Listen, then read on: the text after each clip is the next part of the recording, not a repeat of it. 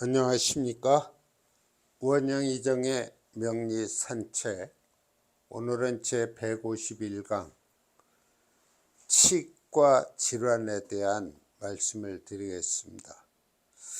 우리가 요즘 질병에 관한 말씀을 드리고 있는데요, 이 질병이라고 하는 것은 목화토금수 오행 중에 과유불급이 일어날 때, 그리고 형이나 충에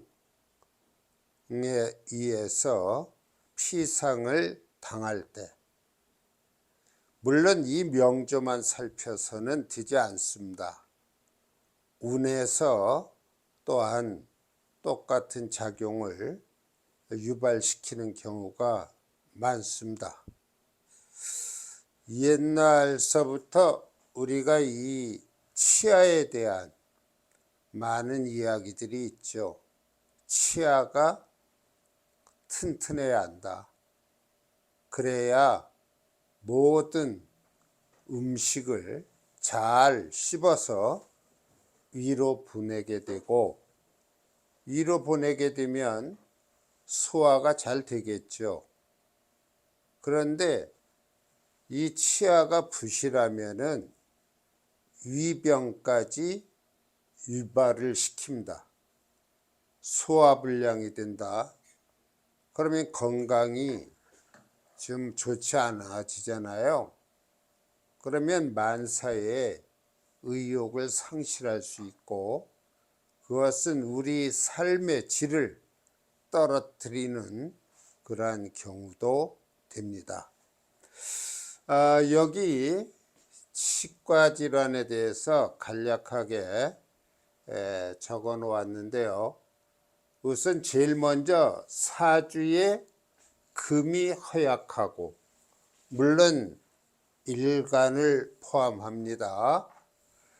허약하고 재차 형과 충이 걸려 있을 때, 엎친 데 덮친 격이 되겠죠.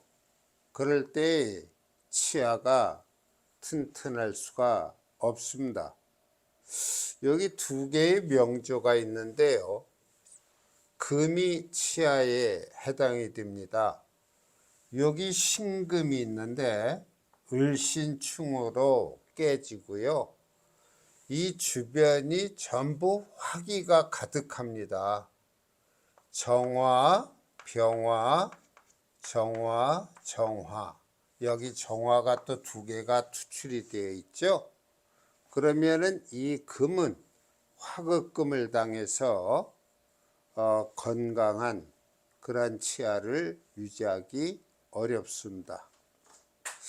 그 다음에 여기에서 치아에 해당되는 게 일주 포함해서 경금과 신금이 됩니다. 물론 요 사 중에도 경금이 들어 있습니다만은 화가 감싸고 있기 때문에 이 재작용을 할 수가 없는 것이죠. 우리가 질병을 파악할 때는 어찌 보면은 간단할 수도 있습니다. 목화토금수가 나타내는 오장육부가 있고, 우리 머리끝에서 발끝까지 가리키는 그 오행의 범위가 있습니다. 그쪽이 너무 과하거나, 다시 말해서 태왕에서 다자무자가 된다든지, 또 너무 부실해서 거기에다가 충까지, 형까지 걸려 놓으면은 아무리 애를 써도 건강하기란 쉽지 않죠. 그래서 질병을 파악하는 데 있어서 그리 어려운 것이 아니기 때문에 우리가 사주 상담을 한다 할 때 좀 연세가 있으신 분들이 온다든지, 또 젊은 분이라 할지라도 사주를 보면은 오행의 어떤 특정한 오행의 과다에 따라서 질병을 예측하기가 아주 쉽습니다. 잘 활용해 보시기 바랍니다. 그 다음에 이 신살인데요. 극각살, 단교관살을 놓은 자도 치아가 좋지 않다. 물론 이 극각살이나 단교관살은 꼭 치아만 지칭하지 않습니다. 우리 인체의 골격을 이루는 뼈라든지 이러한 것들에 장애가 올 수도 있거든요. 우리가 극각살이라고 한다면은 월을 기준으로 해서 인묘진이 되겠죠. 인묘진 월에 태어난 사람은 해와 자가 극각살이 됩니다. 또 여름에 태어난 사람, 4, 5, 2월에 태어난 사람은 묘와 미가 극각살이 되죠. 그 다음에 가을 신유술 월에 태어난 사람은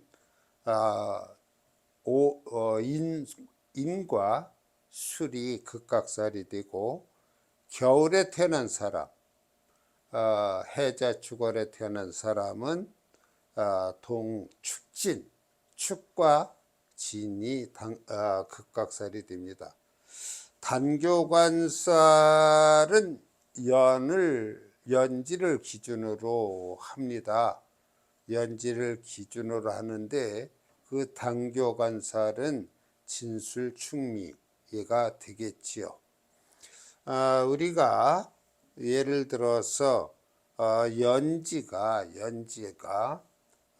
신자진 또는 인묘진 또는 사유추 또는 해묘미 그랬을 때 그 중에 연지가 무엇이 드느냐에 따라서 우리가 단교관살을 논합니다.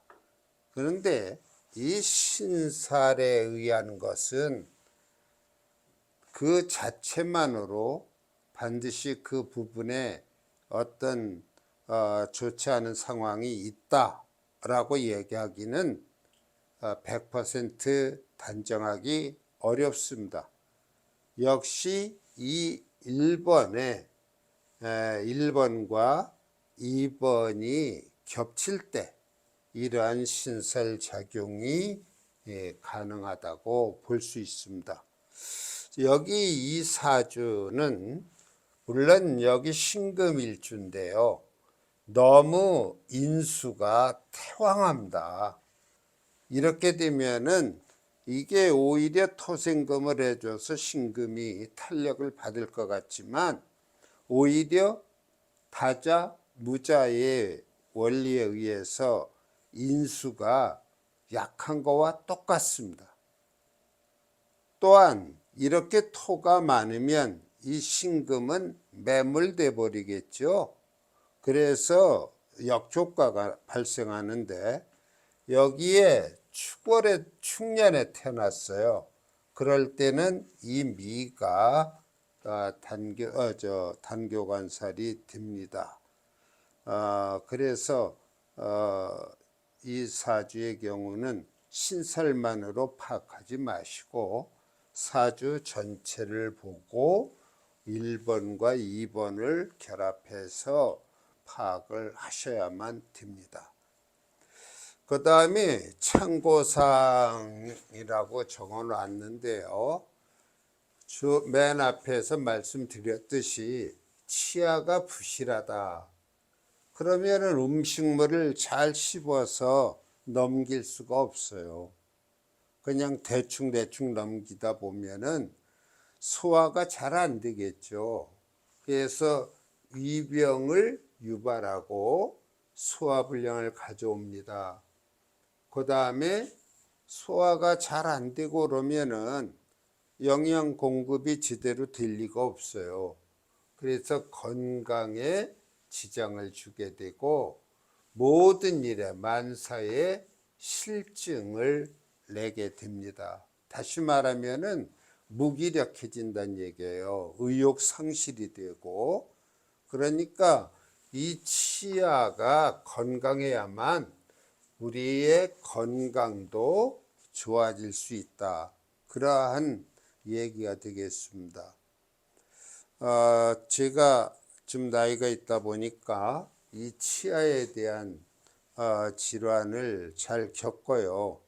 그래서 치과에 자주 드나드는데 이 치아가 좋지 않으면, 다시 말해서 질환이 있으면 치과를 자주 가서 고치면 되지 않느냐 하지만은 이런 음식을 먹기가 두렵습니다.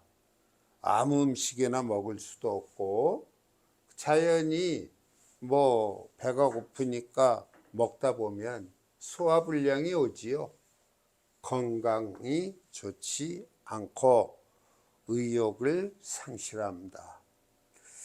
치아가 좋으려면은 금일주가 득국을 했을 때, 득국이라고 하는 것은 금일주의 득국, 다시 말하면은 역시 사유축이라든지 또는 토의 국을 이루면 금일주가 건강해지지 않겠습니까? 이 국이라고 하는 것은 삼합, 방합이 대표적인데요. 그 중에서 삼합이면 더 좋지요.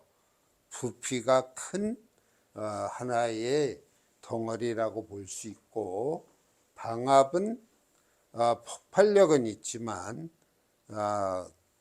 이 삼합에 비해서 부피가 크질 못합니다. 자, 그래서 금일주에 득국을 했다면은 치아가 튼튼하다.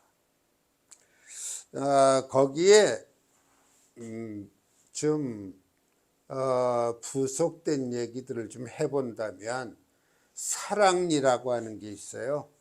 이 사랑니를 지치라고도 하는데, 이 사랑니를 무조건 제거하면 되는 걸로 아는데, 지장이 없다면, 그 사랑니가 있어도 치아 활동에 지장이 없으면 꼭 제거할 필요가 없다.